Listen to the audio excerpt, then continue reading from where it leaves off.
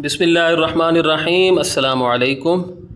इंशाअल्लाह आज की वीडियो में मैं आपके सामने 10वीं जमात की उर्दू की नई किताब जो कि Punjab curriculum and text book board ने हाल ही में शाया की है और इस साल से पंजाब के स्कूलों में पढ़ाई जा रही है, उस किताब के सबक 8 दोस्ती का फल का निहायत आसान ख़ुलासा पेश करूँगा। अगर आप मेरी साबका वीडियोज़ जो मैंने इस किताब के बारे में बनाई हैं मुकम्मल तौर पर देखना चाहते हैं तो इस वीडियो की डिस्क्रिप्शन में मौजूद लिंक को विज़िट करें। तो आइए वीडियो शुरू करते हैं। मैंने पैराग्राफ्स की सूरत में, इक़्तिबासात की सूरत में ये ख़ुलासा बनाया है ताकि आपको याद करने में आसानी हो। सबक दोस्ती का फल का ख़ुलासा।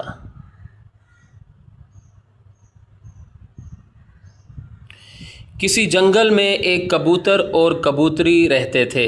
एक बड़े से दरख्त पर उनका घोंसला था। जब कबूतरी ने घोंसले में अंडे दिए तो फ़िक्रमंद हो गई। उसे हर वक्त ये खौफ सताता रहता कि कहीं कोई जानवर अंडे ना ले जाए। एक दिन उसने कबूतर से कहा कि हमें अपने एक दो साथी ज़रूर बनाने चाहिए ताकि मुसीबत के वक्त वो हमारी मदद कर सकें। कबूतर ने सोचकर कहा कि दरअसल हमारी बरादरी का कोई परिंदा यहाँ नहीं है। कबूतरी ने कहा कि दूसरी बरादरी के परिंदों और जानवरों से भी ताल्लुक़ात कायम किए जा सकते हैं। कबूतर को कबूतरी की ये बात पसंद आई। कबूतर सोचने लगा कि किसे दोस्त बनाना चाहिए। सोचते सोचते उसे ख़याल आया कि उनके करीब ही एक दरख्त पर गिद्धों का जोड़ा रहता है। कबूतर ने उन्हें दोस्त बनाने से पहले कबूतरी से मशवरा किया। कबूतर और कबूतरी दोनों गिद्धों के जोड़े को दोस्त बनाने के सिलसिले में मुत्तफ़िक़ हो गए। कबूतर उसी वक्त उड़कर गिद्धों के जोड़े के पास जा पहुंचा। उनसे कहा कि हमें एक दूसरे का दोस्त बन जाना चाहिए ताकि दुख सुख में शरीक होकर एक दूसरे का सहारा बन सकें।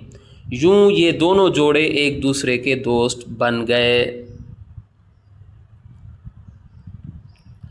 गिद्ध ने कबूतर को मशवरा दिया कि हमें दरख्तों की खूह में मौजूद सांप को भी दोस्त बनाना चाहिए ताकि हम ख़तरे से बिल्कुल महफूज हो जाएं। कबूतर को गिद्ध की ये तजवीज़ पसंद आई। चुनाचे दोनों सांप के पास गए, उसे अपने आने का मकसद बताया।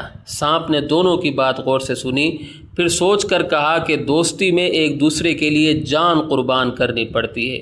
कबूतर और गिद्ध दोनों ने एक साथ कहा, तुम हमें हर इम्तिहान में साबित कदम पाओगे। इस तरह कबूतर, गिद्ध और सांप दोस्त बन गए।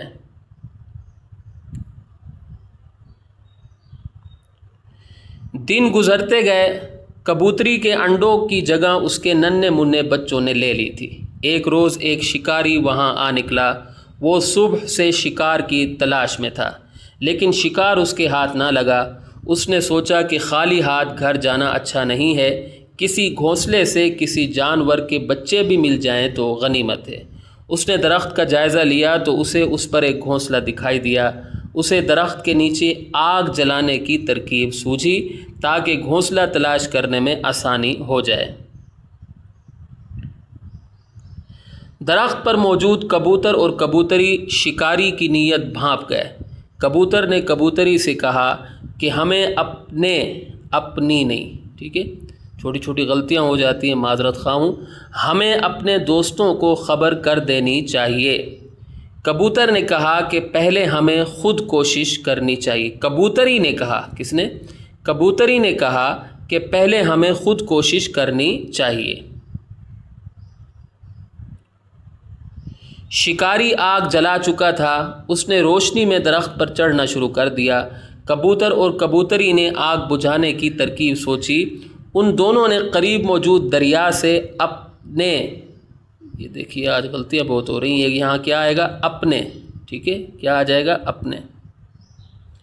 अपने परों में पानी भरा और आग पर छिड़क दिया। उन्होंने 3-4 बार ऐसा ही किया। इस तरह आग बुझ गई। शिकारी ने एक बार फिर आग रोशन की। कबूतर और कबूतरी ने वही अमल दोहराकर फिर से आग को बुझा दिया। शिकारी को गुस्सा आ गया। अगली बार उसने आग जलाने के लिए मोटी मोटी लकड़ियां इस्तेमाल की। कबूतर और कबूतरी आग देखकर घबरा गए। اب ان کے لیے دوستوں کی مدد ضروری ہو گئی۔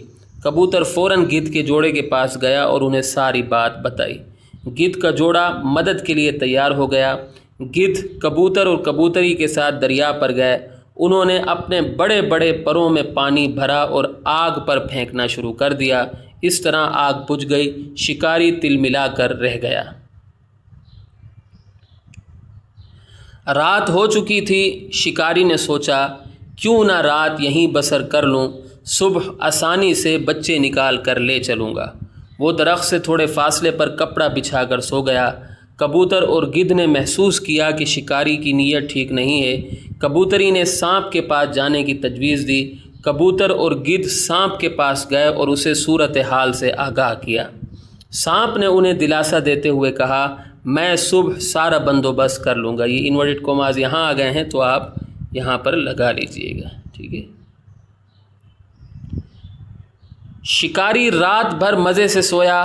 صبح ہوئی تو اس نے درخت پر چڑھ کر گھونسلے میں سے بچے نکالنے کا ارادہ کیا۔ اگلے ہی لمحے اس کے اوسان خطا ہو گئے۔ اس نے دیکھا کہ درخت کے تنے کے ارد گرد بہت بڑا سانپ لپٹا ہوا ہے، اسے دیکھ کر پھنکار رہا ہے۔ شکاری اپنا سامان چھوڑ چھاڑ کر ایسا بھاگا کہ پھر پلٹ کر نہ دیکھا۔ آج تک شکاری کا پتہ نہ چل سکا۔ کبوتر آج بھی سکھ چین کی زندگی بسر کر رہے ہیں۔ آج بھی لوگ دوستی اور امن کے پیغام کے لیے کبوتر ہی استعمال کرتے ہیں۔ تو یہاں آ کر ہماری ویڈیو اختتام کو پہنچتی ہے۔ چھوٹی چھوٹی غلطیوں پر میں آپ سے معذرت خواہ ہوں۔ امید ہے کہ آپ کو میری یہ کاوش پسند آئی ہوگی۔ اگلی ویڈیو تک کے لیے مجھے اجازت دیں۔